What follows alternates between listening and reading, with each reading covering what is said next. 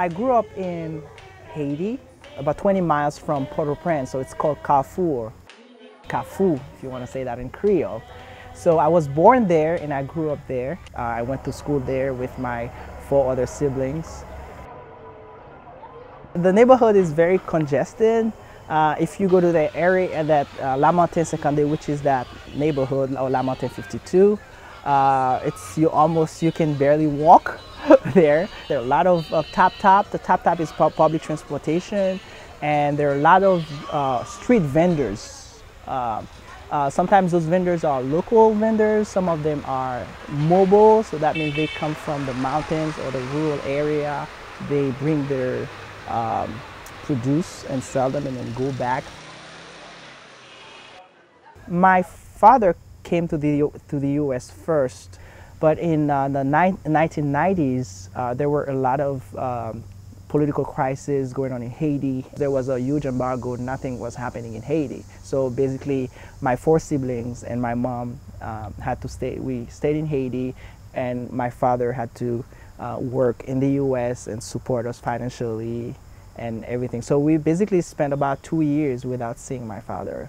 So that was really hard.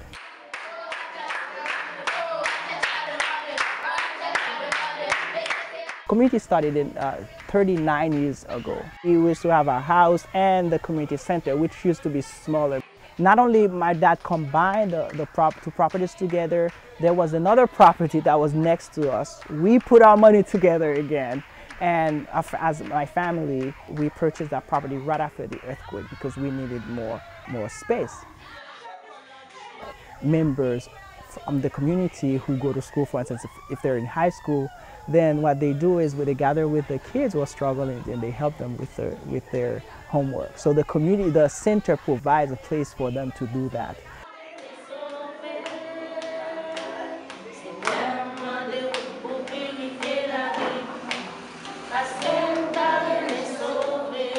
Parents who also are unemployed, they don't have a jobs, and over 65% of them are females.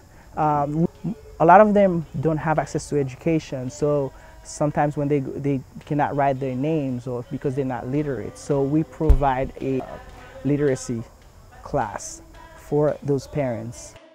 We know that in Haiti, school usually opens in September, and there are a lot of families in our community who sometimes not only have a hard time, paying for the tuition, but they have a hard time even buying school supplies. So we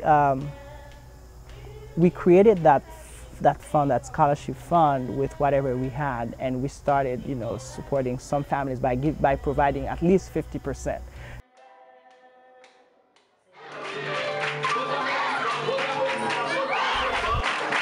But the celebration lasts 1 or 2 weeks prior to the D-Day, like the anniversary day. Some kids would just spend the whole day there playing. They make preparation for decorations. We hold movie night for the kids. We eat popcorn, and we have a teleshow. And then the day of the celebration, everybody comes, dressed nicely. We have a band, food. The ladies usually gather to cook a lot because there's a lot of food, so we usually need a lot of hands to cook, and we usually need a lot of people to help us distribute the food. And we love serving the kids first to make sure the kids usually gather. And there were people that come from the community who were just passing by. They just asked my mom for food. My mom just gave them food because they're part of the community. So this is home, so yeah.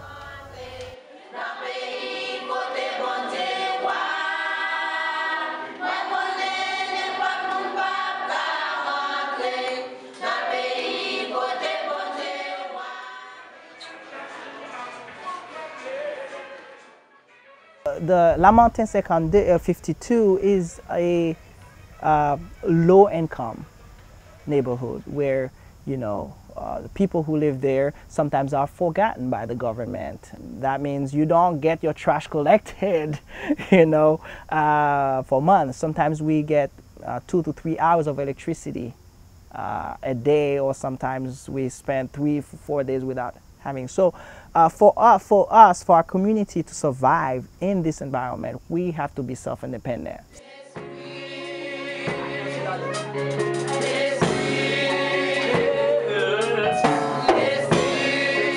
The strength of the neighborhood is maybe because of that. People who don't wait for, government because they forget about us, but we work as local leaders with our community.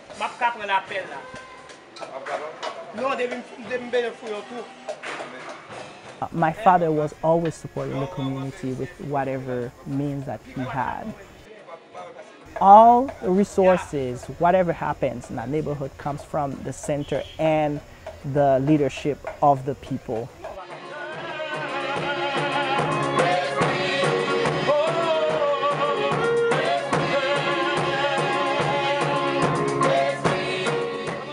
Once people are united, we can do great things. There's nothing can stop us.